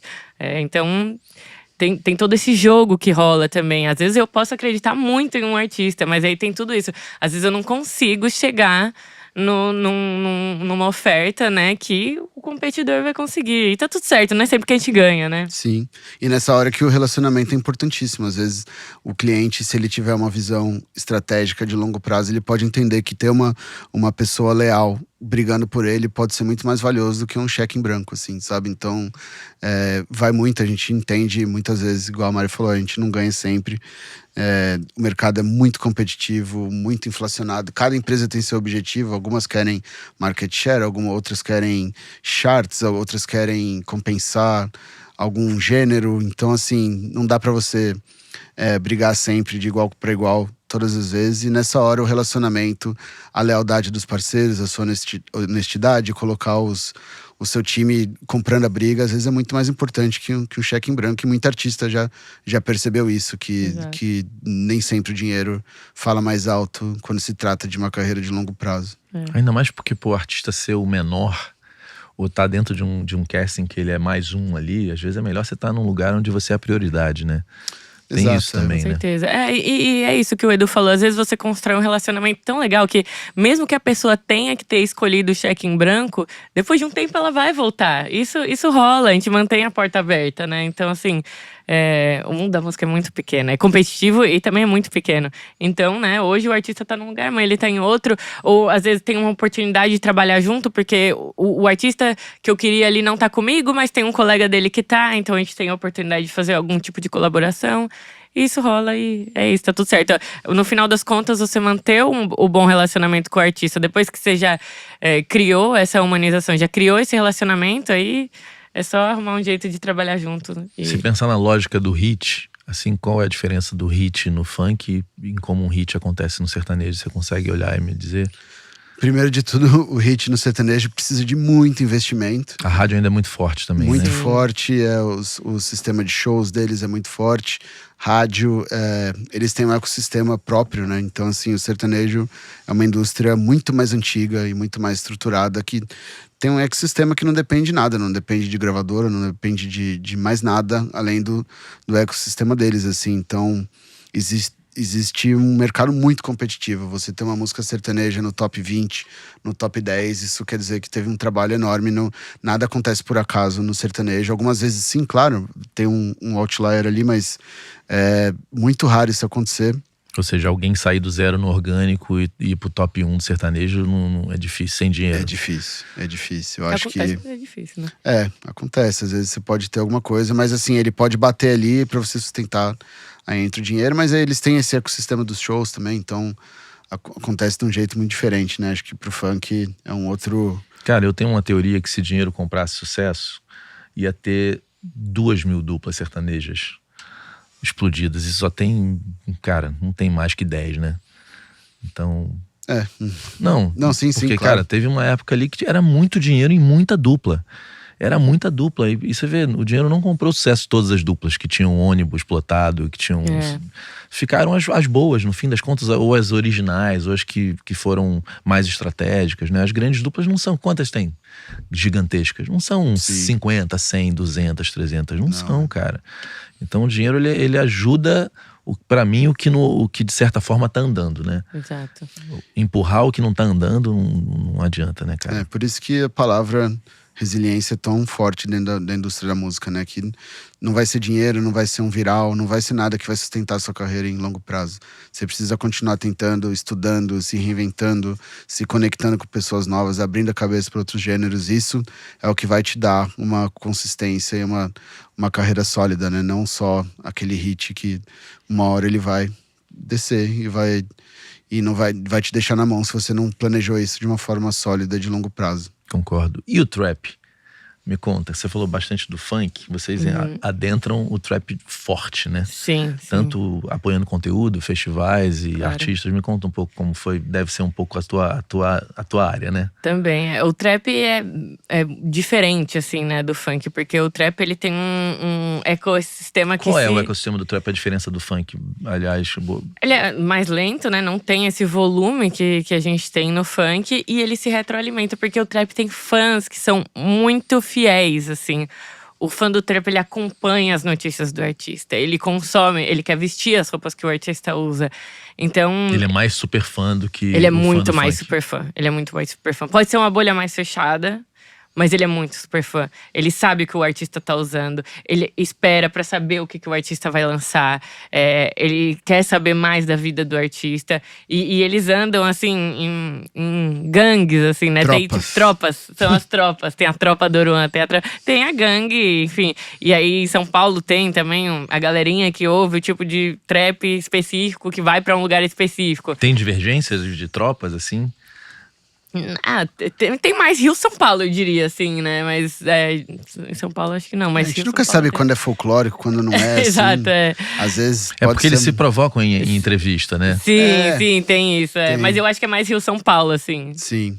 É mais Rio-São Paulo. E o ecossistema se retroalimenta como? Porque você tem os bailes, como que é o trap? Porque, cara, você não ouve tocando no rádio, é um negócio gigantesco, né? Então, é porque é muito de internet, né? Então ele se retroalimenta disso. Tem os shows que eles vão, as casas que são específicas. Em São Paulo tem a Morpheus, que não existe mais, né? Mas foi por muito tempo um berço do trap. Então, sei lá, Rafa Moreira começou lá, Recaide começou lá. Imagino que aqui no Rio tenha também, né? Tipo, os lugares que tocava o Felipe Ret no começo, sabe? Esse tipo de coisa. E aí se retroalimenta porque é isso. Tem a marca, tem a roupa que eles usam, tem o estilo de vida que eles vivem, tem todo um… Mas acho que é muito mais essa coisa, né? De roupa, tipo, vende a roupa igual. Eles consomem os artistas de fora, os mesmos artistas de É uma fora. coisa de lifestyle, né? Tem uma coisa muito mais forte de lifestyle, que vem do rap, do hip hop, não tem como, né? E… Existe mais no trap também, uma coisa que diferencia muito do funk, que é o storytelling da carreira do artista, assim, né? No funk eles deixam isso um pouco de lado, às vezes você acaba não sabendo quem é o artista por trás de um grande hit, que você pode saber de cor, às vezes você não sabe quem é o artista. No trap existe um storytelling pra falar de onde ele veio, o que ele faz, as críticas sociais que ele faz, quem que é o parceiro dele, quem que é a tropa dele, quem que não é. Então existe um pensamento de longo prazo, não sei se planejado ou natural. Eu acho que tem um cuidado no audiovisual também. Tem, com certeza. Tem uma estética, As tem uma coisas do estética. Matuê são inacreditáveis. Tem toda uma Sim, estética, muito não acima tem… da média. É muito acima da média mesmo. E até o que é visto fora, assim, tipo, o Playboy Cardi, assim, é surreal o que ele faz, toda a construção dele, em volta dele, da fanbase dele. Tem fanbase em tudo quanto é lugar. Tipo, a galera se organiza no Reddit pra saber aonde que vai estar o próximo outdoor dele, assim, então… Você tem comunidade forte no Reddit?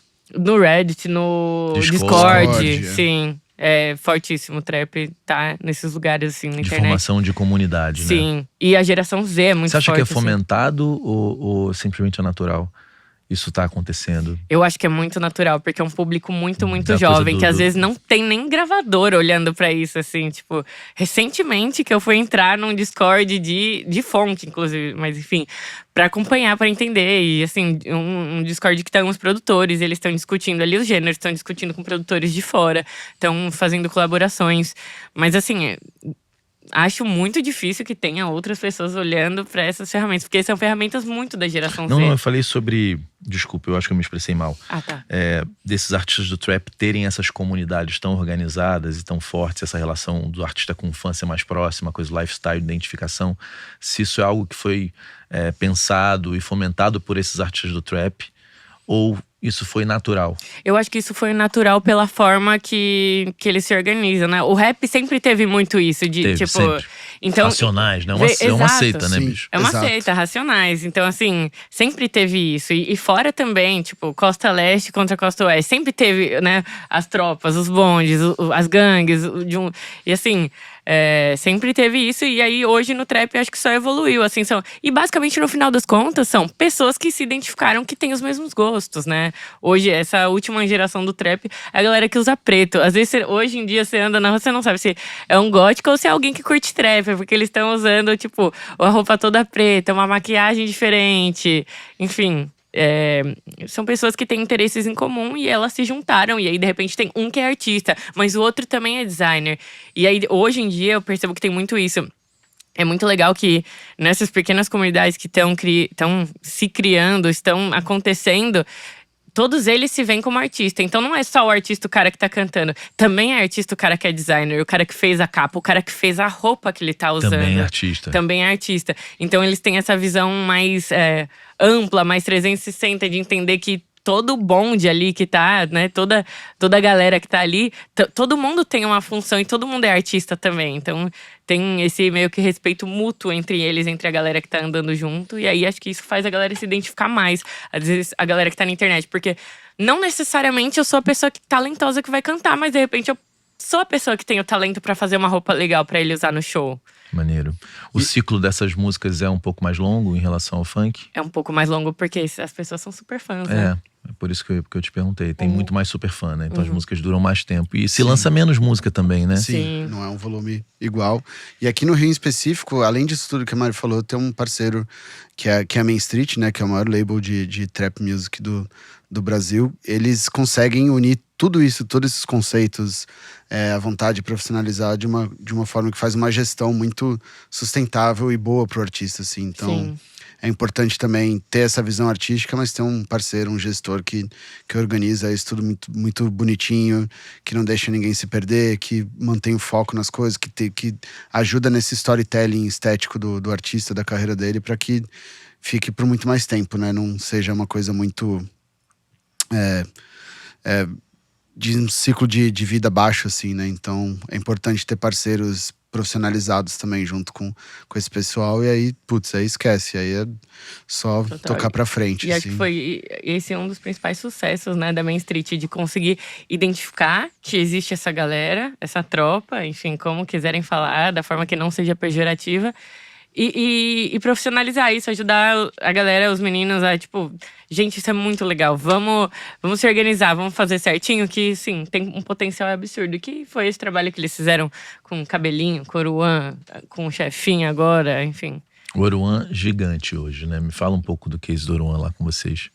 Putz, é uma história pra gente que foi um pouco de divisor de águas, assim, na distribuidora, porque a gente recebeu a oportunidade desse álbum, assim, quase um pouco em cima da hora e teve uma mobilização enorme, tanto por parte da Main Street quanto da nossa, de fazer o melhor lançamento possível, atendendo os prazos de lojas, atendendo tudo.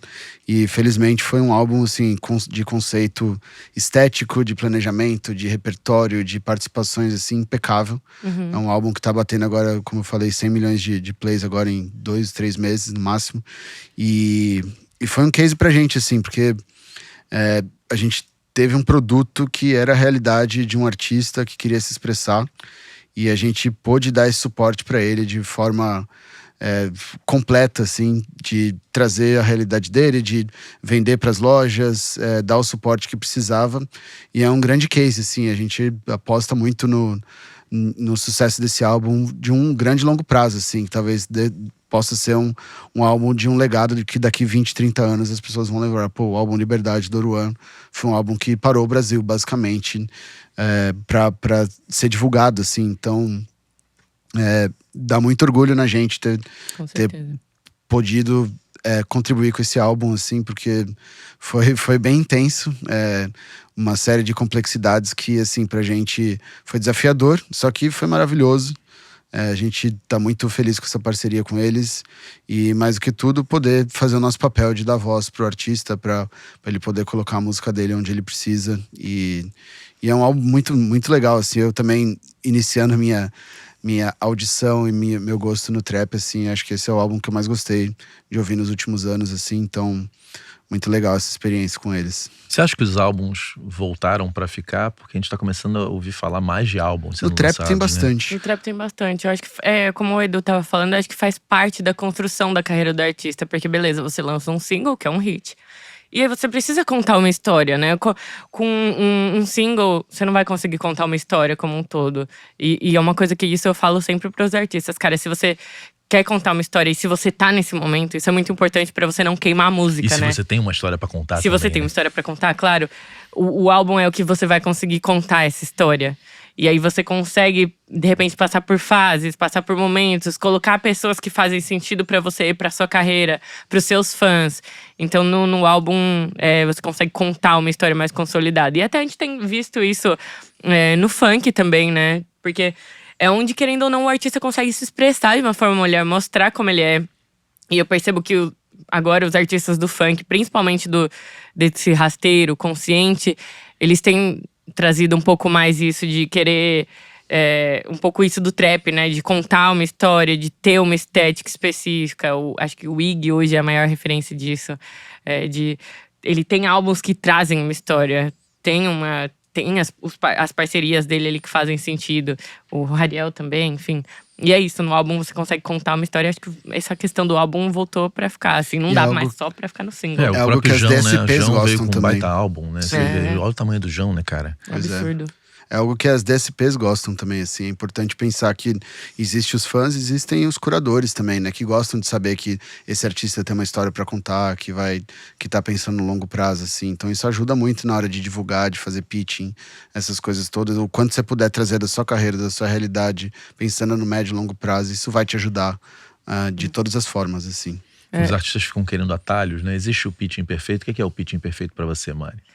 O pitch perfeito pra mim é o que… Naqueles 500 caracteres. Porque como distribuidora, Puts. como selo, a gente vai mandar um PDF, etc. Claro. Mas o que você indica pros teus artistas pra eles fazerem lá nos tais 500 caracteres? O que eu acho que é importante, que eu acho que às vezes a galera não considera, e é o que a gente fala também, é você pensa com a visão das plataformas de streaming. Pra elas faz sentido dar o posicionamento pra um artista que vai continuar. Então, é isso, é o que a gente falou da Continuidade. história pra contar. Tem que ter uma continuidade. Para as plataformas faz sentido dar um espaço editorial pra alguém que vai ter um próximo lançamento, que vai continuar uma história. Talvez não faça tanto sentido para as lojas dar um espaço pra um artista que não vai nunca mais lançar nada, né? Porque ele não vai seguir nada e aí de repente eu tô tirando ali o espaço de alguém que realmente Então faria um apontar trabalho. uma continuidade é importante. Eu acho que apontar uma continuidade é importante e explicar o porquê aquela sua faixa, aquele seu single se diferencia dos outros que estão no gênero. Ali é onde você vai vender o seu peixe naqueles 500 caracteres. Então, O que a sua investimento música… que vai ser feito também é importante, né? Também, assim. Mas acho que o principal, no que a sua música se diferencia das outras ou se aproxima, ou no que você se inspirou pra fazer aquilo, sabe? Acho que isso é muito importante. É porque tem muito principalmente artista no que vai e trap. faz quase como se fosse um release. Essa música eu fiz inspirado, não sei o que, não sei o que, não sei o que, não sei o que.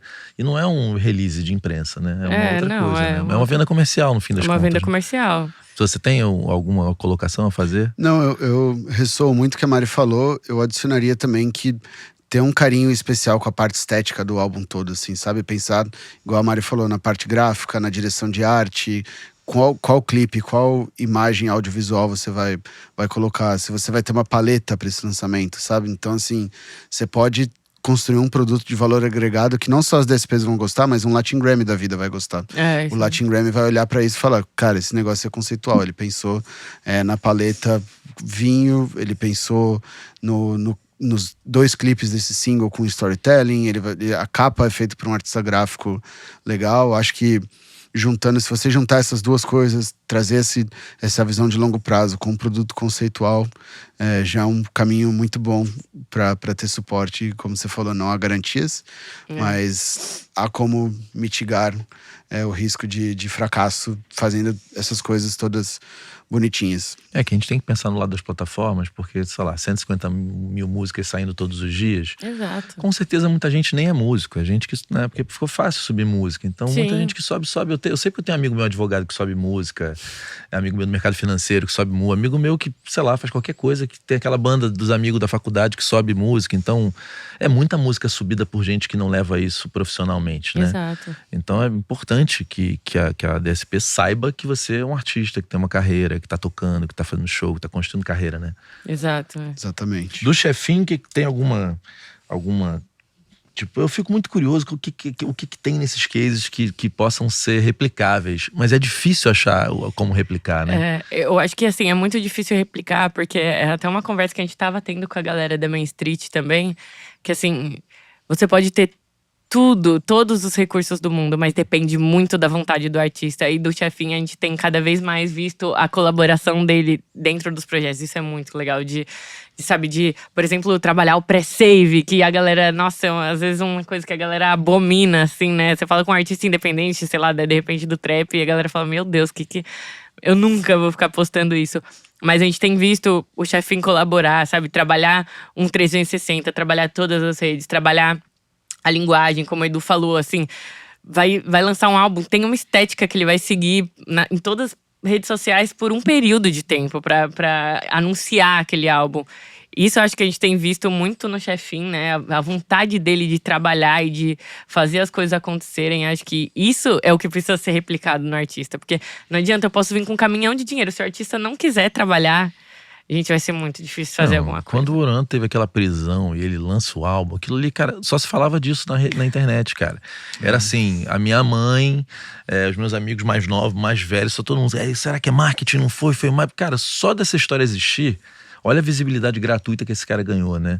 Saiu em todos os jornais, só se falava disso, cara. E as discussões... Porque conversa é o mais importante na internet. Quando aquilo vira conversa, todo mundo, é isso ou não é? Será que é isso? Eu odeio ele, não, eu defendo. E aí ainda teve um político que ainda ajudou, que ainda resolveu fazer uma lei contra ele. Então teve ali uns 10, 15 dias, só se falava de Oruan, né, cara? Então olha a cabeça da galera que tá por trás disso, entendeu? Que é como que conta-se histórias, né, cara? Quando os Beatles fizeram aquela ação em cima do prédio lá atrás, em que aquilo parou, só se falava daquilo. Então às vezes é uma história, o que você faz? Às vezes não é dinheiro, né? Exato. É muito você... Mídia ganha sobre isso, né? Mídia ganha e você ter essa vontade do artista de trabalhar, de criar. E o artista criar junto com você. Porque acontece, assim... Não bastante, mas algumas vezes acontece do artista sentar pra gente e falar assim, tá, mas o que vocês podem fazer? E na verdade, é o contrário. O artista tem que vir com o plano pra gente preencher as lacunas que ele não pode preencher. Então eu posso fazer, né? A gente pode, como empresa, fazer o trabalho pra ele de bater na porta das DSPs e apresentar o projeto dele. Mas o projeto tem que vir dele. Eu não tô na cabeça dele, eu não tenho como saber. Só ele sabe a verdade dele. Só ele sabe a verdade dele. E a gente sabendo dessa verdade, a gente consegue ajudar o artista a vender e levar aquele projeto pra frente. Mas a gente precisa que isso venha do artista, da produtora, da gravadora. Fazer vocês terem os olhos brilhando pra convencer a outra parte, né? Porque no fim das contas é ele que te convence que você merece gastar teu tempo convencendo o próximo, e o próximo é meio um trabalho de convencimento de um pra um, né, bicho? Em cadeia, né? Em cadeia. Cara. Não, com certeza. E é isso que você falou, assim, é difícil dizer que existe uma forma que pode ser replicada, porque, assim, tudo vai começar da sua ideia, da sua cabeça, da sua música que você criou, né? Então, assim, eu preciso saber de você qual que é a sua verdade pra gente passar isso pra frente. O próprio Matuê lançou também de outra forma, de genial. De outra forma, usando um outro tipo de storytelling, mas, cara, só se falou disso. Exato. Eu acho muito legal que esses cases do Matuê ou do Chefinho, por exemplo, eles estão muito dispostos a abrir a cabeça e conectar com outros gêneros, assim. Se você olhar de fora, você vai pensar, pô, esse pessoal do trap, eles querem ficar no Rio, aqui. Não, eles estão com outra ideia de expandir. Na semana passada, a gente teve o privilégio de fazer um encontro, que é o Chefinho com o Luan Pereira, da Agroplay, que são dois grandes parceiros, e é basicamente, não sei se eu posso dar tantos spoilers assim, mas não dá tanto, não. Só depois você vai me ligar e falar, pô, corta ali que eu não podia ter dado spoiler. Não, mas enfim, é mais, tá ali, ó. mais uma parceria disruptiva e de mente aberta dos dois artistas, assim, que também é muito legal saber que ninguém tá fechado para nenhum gênero do mercado, tá todo mundo pensando em colaborar, em criar uma concepção artística nova, de explorar, ser ousado mesmo, assim, sabe? Que às vezes falta um pouco do artista ter uma ousadia, de ter uma vontade de fazer acontecer, igual a Mari falou, de ir para cima do lançamento, de colocar uma coragem, se arriscar um pouco nos gêneros, assim. Então, esse momento é bem legal e os grandes artistas, eles sabem disso. Eles sabem que precisam abrir a cabeça, precisam ouvir outras coisas, dialogar com outro pessoal. E quando a gente vê esses encontros, é muito especial também. Vocês estão olhando para onde agora? Soundon, de certa forma, vocês já estão agora consolidados no mercado, né? Vocês eram uma novidade outro dia, né? Para onde que vocês estão olhando, cara, os próximos meses e anos, assim? Eu acho que a essência da Soundon segue impulsionar os novos artistas, a descoberta de talentos, a ajuda para eles com dados, com métricas, com engajamento, de trazer esse super fã para dentro. Eu acho que a gente tendo esse carinho e essa vontade, esse suporte todo com os novos artistas, isso vira uma bola de neve, porque a gente vai dar esse suporte para outros artistas também. Acho que a gente está num momento de solidificar isso ainda, assim, de entender que a gente tem muita coisa para conquistar, sempre respeitando a verdade dos artistas, sempre estando presente ali dentro, sendo realista, não alimentando nada errado, respeitando os sonhos. Eu acho que tem muito caminho pra gente ainda nesse sentido e nesses 3, 4 anos de Soundon, bastante orgulho do que a gente construiu até agora e acho que continuar fazendo isso, entendendo, conhecendo poetas, conhecendo Main Streets, Prime Funks, assim, que são cases de orgulho pra gente e que a gente cresce muito profissionalmente também. Não, com certeza. E você, o que você tem a dizer sobre isso? Sobre o futuro, como que você olha pra frente? Eu ressoo muito com isso que o Edu falou, assim. Eu acho que a gente segue crescendo, segue conhecendo artistas independentes. A Soundon, na verdade, ela foi desenvolvida com esse propósito, né? De estar próximo do artista independente. Então, acredito que seguir conhecendo novas Prime Funks, novas Main Streets, né? Novas pessoas que estão começando esse movimento. Pra mim, quando eu vejo um artista novo abrindo um selo, é o que me brilha os olhos, né? Começando a trabalhar, a movimentar a própria comunidade. Pô, aí é que eu vejo… Legal, esse cara é um cara legal de a gente estar perto de, sabe, é o que a gente falou, o artista que tá com vontade de trabalhar é o melhor artista que você pode ter, né? O artista que quer trabalhar, que tá desenvolvendo coisas novas. E a Soundon tem muito a agregar ainda pra isso, a gente tem muito pra crescer, porque perto até das concorrentes a gente é super jovem no mercado, então a gente tem muito ainda a explorar modelos de negócio diferentes. Vocês são os mais jovens, assim, dos grandes, com Acho que certeza, dos relevantes que eu falo, né? Pode ser. Acho que tem bastante empresa, né? Em outras regiões, Sim, tudo, sim. mas com certeza é um dos mais jovens do mercado. Sim. Pô, começar uma história muito bonita, né, cara? É legal. E assim, olhando em retrospecto, é bem impressionante o que a gente conquistou nesses 3, 4 anos de distribuidora, assim. Me dá muito orgulho. A gente tem um time muito dedicado, desde marketing até suporte do dia a dia, jurídico. Todas as pessoas são muito apaixonadas e respeitosas com a música e com a história dos artistas, assim. Isso é muito gratificante, assim. A gente tem essa história de ser mais ou menos parecida a minha e da Mari, de relocar na indústria da música um pouco tardiamente, assim, e ter a oportunidade de estar desde o zero numa empresa tão importante, tão relevante no mundo, e fazendo isso, respeitando os artistas, trazendo esses cases, mudando vida, é muito gratificante, é muito bonito. Eu durmo com a consciência tranquila. Dorme bem? Eu estou ajudando.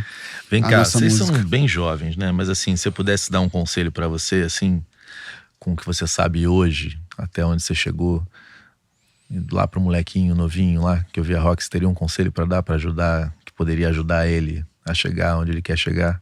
Tenho demais. Eu acho que a resiliência é importantíssima, mas tudo vem na hora certa, assim, sabe? Eu passei por muito sofrimento como músico, como independente na indústria, com falta de estabilidade, com querendo provar as coisas, querendo conquistar coisas e às vezes isso vem tardiamente por algum motivo. Você precisa passar por algumas coisas para estar preparado para um desafio maior, e eu acho que não ter pressa, ser verdadeiro com seus objetivos, ter resiliência e saber que vai acontecer na hora certa, assim, não desista. Eu sei que parece um papo um pouco clichê, né? Mas assim, é muito importante, porque hoje em dia com a internet, né, todo mundo pensa que essas coisas podem mudar do dia pra noite, que você pode, em qualquer profissão possível, assim. Você tem... existe essa necessidade do agora, assim. As coisas acontecem na hora certa. Não se martirizar, fazer tudo com paixão, que uma hora as coisas mudam e você vai estar preparado quando uma coisa grande... Se cobrou muito em alguns momentos? O quê? Se cobrou muito em alguns momentos? Sim, com certeza. Acho que, assim, a indústria da música, no geral, tem uma pressão de saúde mental, de ego, de provar as coisas, de conquistar solidez financeira, que é muito crítica, assim, né? Um emprego é uma indústria que é muito rotativa, que cobra muito, que é muito dinâmica. Então, assim, é uma caminhada grande, né? Acho que não tem uma pessoa na indústria da música, seja um executivo ou seja um artista, que não passou por momentos de muita pressão psicológica, assim. E é importante passar por isso, aprender com os erros, aprender com as pequenas vitórias, comemorar coisas pequenas, porque isso vai te dando aprendizado que você vai saber. Quando for a hora certa, você vai estar preparado, assim. Pensar no futuro, pensar no longo prazo. E você, Mari, o que você daria de conselho pra menina? Gente, que acho ouvia que jazz lá, novinha, com o avô? ouvia odiando, né? Mas eu acho que, gente, sinceramente, eu acho que vocês vão rir, mas eu acho que eu não falaria nada. Porque não tem nenhum conselho que eu daria pra mim mesma que, tipo, talvez me faria chegar onde eu tô hoje. E, assim, por mim tá tudo certo. Não tem nenhum erro que eu não teria cometido. Porque todo mundo comete erros e acertos. E deu tudo certo, assim. Eu passei por coisas, tipo, por exemplo, trabalhei em loja de surf. Cara, não tem nada pior. Quem tá assistindo sabe que... E teve essa experiência. Não tem nada pior do que trabalhar num shopping, assim, né? A famosa escala 7x1, assim. Então, assim, não... Loja é puxado pra caramba. Loja é puxado demais, assim. Então... E assim, hoje eu vejo que eu precisei passar por isso. Então... Eu, Mariana, provavelmente não faria nada diferente e talvez eu não teria nada pra falar pra mim mesma. O que eu falaria pra mim mesma é: aguenta aí, que tipo, vai dar tudo certo. Você vai realizar os seus sonhos de trabalhar com música. Mas talvez eu nem me daria esse spoiler também. Eu acho que todo esse tempo, todas essas coisas que eu aprendi, talvez continuaria sendo mais legal se eu não soubesse disso, sabe? Se eu simplesmente fosse fazendo as coisas da forma que eu fiz, que foi o processo que eu precisei passar pra chegar aqui, poder trabalhar com os meus amigos, que isso pra mim é maravilhoso. Trabalhar com algo que eu sempre gostava, então poder ajudar essas pessoas que sempre viveram ao meu entorno, eu nunca pude ajudar de fato, estar próxima de fato, conviver no dia a dia deles. Então, eu acho que eu não diria nada pra Mariana criança. Eu ia falar isso. Genial. Pô, galera, obrigado. Vocês vieram de São Paulo prestigiar. Obrigada demais. Obrigado a você. A casa tá aberta. Igualmente. A nossa também, Tá? com De verdade. certeza. Quando vocês precisarem vir aqui, ou algum artista de vocês, seja grande, seja pequeno, a casa tá aberta pra Com vocês. certeza. Viu? Obrigada obrigado. demais pelo Obrigado. convite. Um Parabéns prazerzaço. e obrigado por tudo que você tem feito pela música. Acho que Sim. é super importante. Com certeza, Muito maravilhoso. Muito honrados. A Mari, ó, Pretinho, conheci ela no Grammy, lá em Miami, todo mundo falou assim, você tem que conhecer ela. Eu não me lembro quem falou isso. Acho mas que foi a Cris ou a eu Bel. Ou foi a Bel, a Cris, a Bel, mas todo mundo falou, cara, ela entende muito de urbano. E aí eu falei, pô, vai no podcast, não foi lá? Sim, foi. Né? Que no foi piano, eu tava sentada Você tava no piano, exatamente, não à direita sei aqui. tocar nada. Aí depois a gente se encontrou ali na cozinha. Foi muito legal aquela iniciativa de vocês. Vocês É, patrocinaram aquela casa, né? Isso, a gente fez um som camp com um parceiro de Miami, que é um selo brasileiro latino, chama Rio Blanco. E a gente levou todos os artistas que estavam na semana do Grammy pra lá por 2 dias pra gravar música. Você abria armário, sai artista, abria quarto, sai cara. Sim, foi muito genial. divertido. Estúdio em todos os cômodos Tudo da quanto casa. é cômodo tinha artista, muito legal aquilo, cara. E aí é algo que a gente recentemente tem apostado muito, que é essa conexão da música latina com a música brasileira, de trazer essas conexões. Iniciou-se uma fagulha ali que tem sido muito legal e foi bem bacana mesmo. Sim, Pô, do caralho, gente. demais. E aí, Pretinho, o que você achou desse papo? Achei sinistro. Que dupla, hein? Ai, Cleclito, que dupla. Mas a Mariana é braba mesmo no sertanejo, no urbano. E aí, Cleclito, eles deram aula hoje, hein? Não foi? Muita aula. Olha, ó, se você que é artista, pelo amor de Deus, vamos se planejar. Pra quando vocês tiverem que escrever lá os 500 caracteres, escreve direitinho, pô. Pelo amor de Deus. Família, eu vejo vocês num próximo episódio. Eu fui, que hoje é feriado. Valeu!